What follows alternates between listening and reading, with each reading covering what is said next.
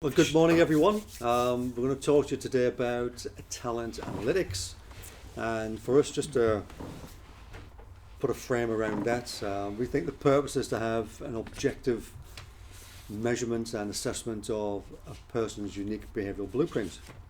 We think this is the key to unlocking insights into your organisation's people, talent, and business growth potential. So, talent analytics, we've been very specific about that. We're not broaching into the much broader subject of HR, people and human capital management, data analytics. We're not doing that. We're talking very specifically about talent analytics. And we will get very specific about the tool of choice that we use within our company. Okay, so that opens up the conversation for today. And a question that should be asked to the audience is, do you want to turbo boost your talent management strategy? Well, we're making the assumption that you have some talent management objective if you're listening to us, a goal, something. Could even be a strategy. And do you want to turbo boost that? Talent analytics and the tool of choice that we'll discuss here will give you that. It'll give you that turbo boost to your talent management initiative, goal, and or strategy. The tool of choice as well is sophisticated yet simple.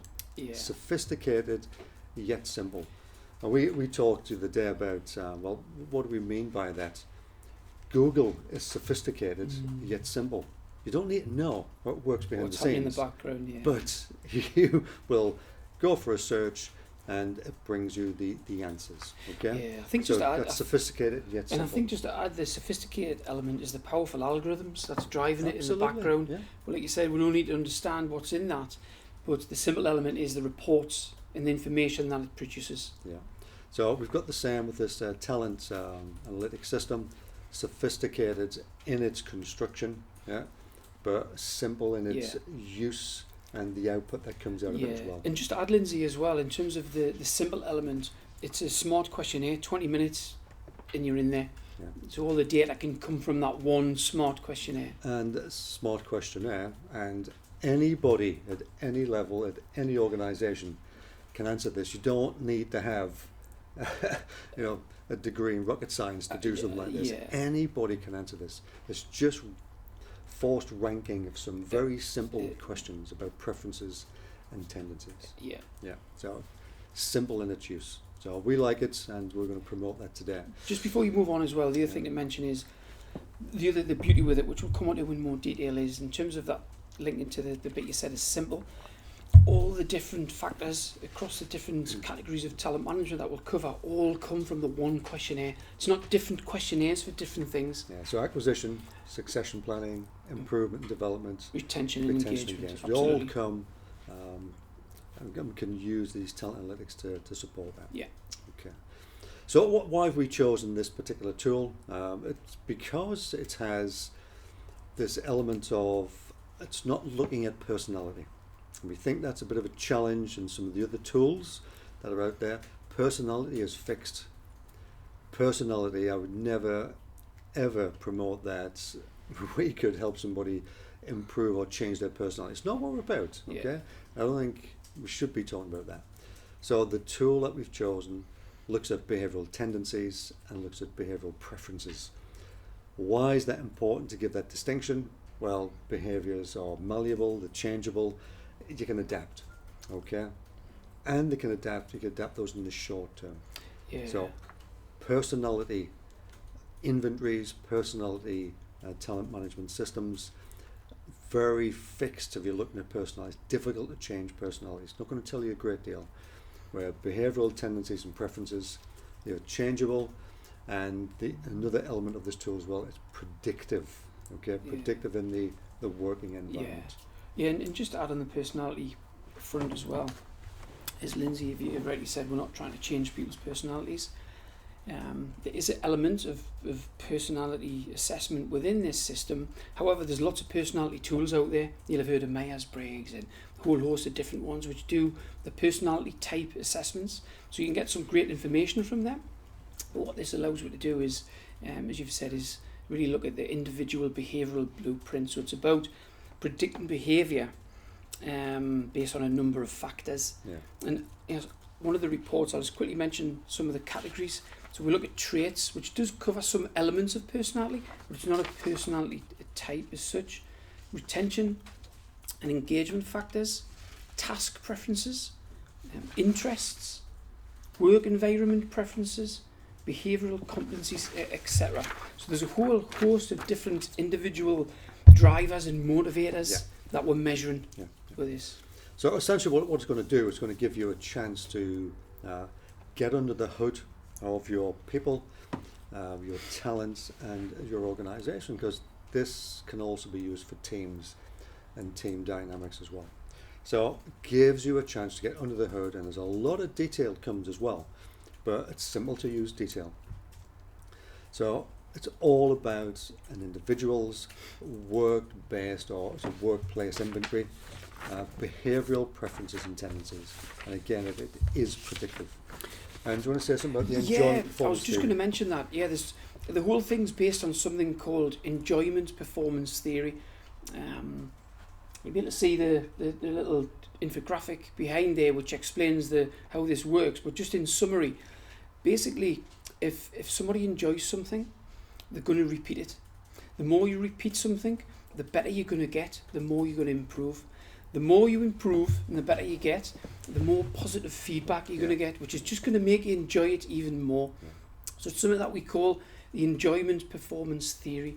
And the theory goes that if really the tasks at work, you need to be enjoying approximately 75% of those daily tasks or activities in the workplace. There's always going to be some what we call the non-negotiables. So 20-30% of non-negotiables is fine, you just got to do them. But you've got to be looking for 70-75% of tasks that you actually enjoy. That's when you start can unleash some potential and really drive performance. Yeah. And this is where the sort of the predictive element of this tool comes into play. It's predicting that person can perform well there based on their preferences for those tasks and the enjoyment of those tasks as well. Absolutely. Okay. Yeah, just to mention as well, because obviously the reverse of that is true. Yes. If people are doing jobs that they don't want to do, then they'll procrastinate and they'll hate their job and they'll get frustrated. You probably don't see much of that in organisations. Really. No, well, not a lot. I don't know which companies you're in. But this could be some of the reasons why people are not engaged in their work. It's just they're in the wrong job. And we keep using this, they're in the wrong seat, on the bus. Yeah, it's the wrong person in the wrong seat. So this starts to give you that predictive element. Will that person fit that seat? Is it the right person for the seat? Because sometimes you can improve and develop people, but often is the case if there's too much of a gap, there's often a decision to be made by the individual and the organisation. Good. So lots to get at with this particular system, and we'll start to look at some reports in a moment and talk you through that. So as a means to give you a proposal, and again, we said before, we're going to be quite specific about this tool. It's Harrison Assessments and Talent Solutions we're going to be talking about, and we'll mention that again. It's predictive, it's work-based analytics, linked to enjoyment performance theory, it's behavioural tendencies and preferences, and predicts the likely fit of somebody for a particular job role in your organisation. Yeah, the other element as well, which why we like this one, is because it predicts behaviour based on preference and enjoyment. It also predicts behaviour under stress and emotion, which obviously, as we know in the workplace, that's becoming more and more of an issue. Yeah. So knowing how people are going to respond under certain conditions or situations can be just invaluable information as part of the recruitment or acquisition process, but also for your manager when you're dealing with you on a day-to-day basis. I think it's particularly useful when we coach from an executive point of view, and the stress in the organisation on the particular role at that point in time might cause some strange behaviours. The system can show you that and the potential of those strange behaviours or unusual behaviours for the individual. So it predicts what could likely happen under stress or under pressure. So again, just as a proposal and some advice from us, use a predictive work-based analytic tool like the one we're going to discuss here. And just to take you back to other videos as well, we've talked about the cost of a bad hire. The cost of a bad hire. We want to avoid that. This tool gives you the predictive element to say this person is a good fit for the role which you're trying to recruit them for, to try and minimize the cost of a bad hire. And equally, the cost of a good hire, where we start talking about, well, you're bringing in somebody who seems to be a good fit for your organization, but you want to develop them as well. So the predictive element of where they want to go, the talent in your business, a high potential, this tool can be used for that, to look at where likely they could fit in the future and what type of development and coaching they may need to be retained and engaged in the business. So it can be used to help you with the acquisition, succession planning, improvement, development, coaching, retention, engagement of your people and talent. So at the end of the day, we know what you want, and we try to get this for clients. We want the right people in the right seats on the bus, but performing as well. And that's where the enjoyment performance thing is really important. Yeah, right person in the right seat, but they enjoy it as well, because if they enjoy it, they will perform. Yeah. And it allows you to understand the individuals in terms of their preferences and how to communicate with them, what type of authority expectations. And we've covered in one of our other videos and articles about retention and engagement and focusing on the employee expectations. Yeah. And this is where this can really help to make that match and be aligned with the business objectives and the employee motivators and expectations. And just as a point, as we were discussing there, we did say this is sophisticated yet simple. Okay, now it might sound at this point in time, oh my goodness, it's doing all those things, so how many different questionnaires do I have to fill in to get all those analytics and get all those different reports? It's one questionnaire. Once your behavioral blueprint is captured, then it's a case of just matching that against the various types of reports. There's a raw data in there, which is all the traits you measured against, all the traits in the system in one questionnaire. That then can be sliced and diced into different types of reports. The other sophistication as well is the fact that it's measuring 175 potential success factors.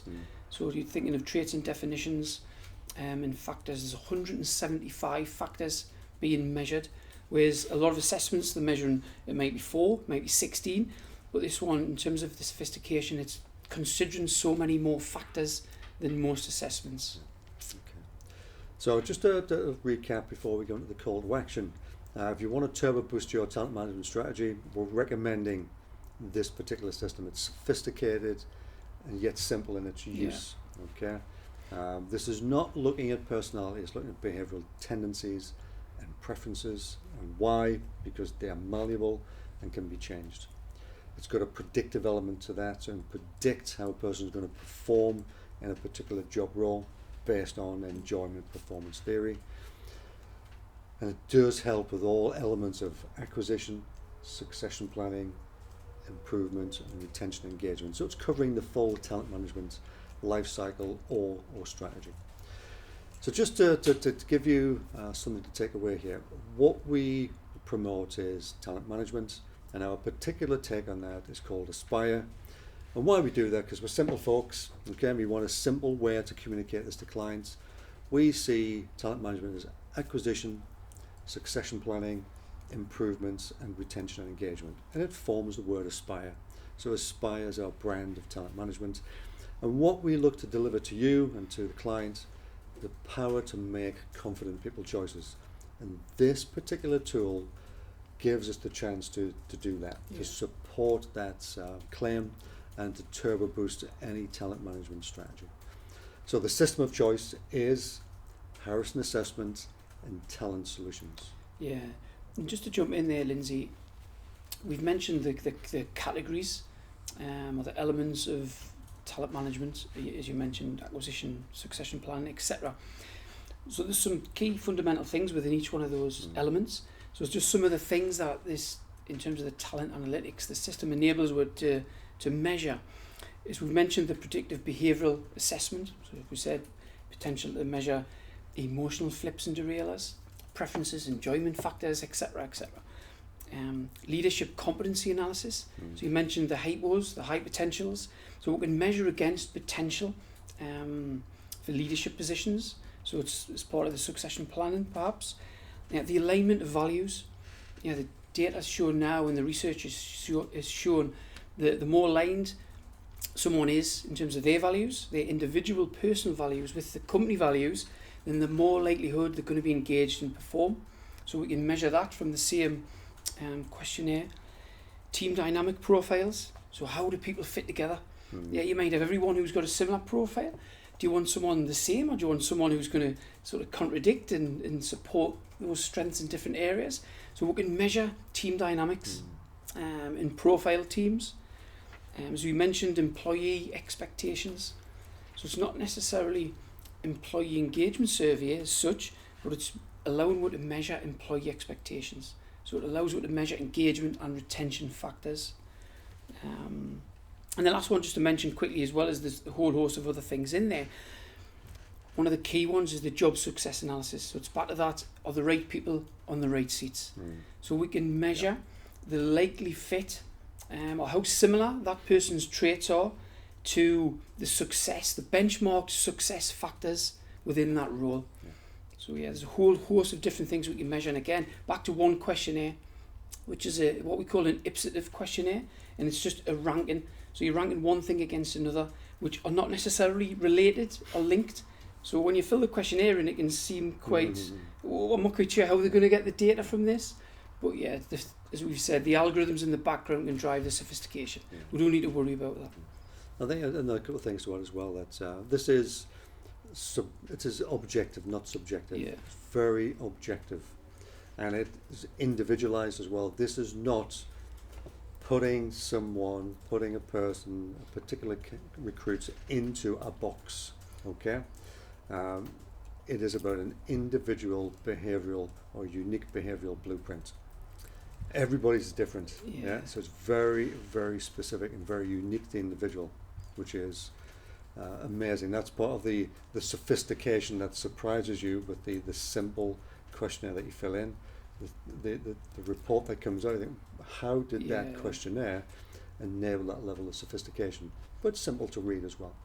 So Harrison Assessment and Talent Solutions, it is our tool of choice. So a tool of choice, we're making it very clear, and it helps us drive our Aspire talent management initiatives and to bring that power to make confident people choices.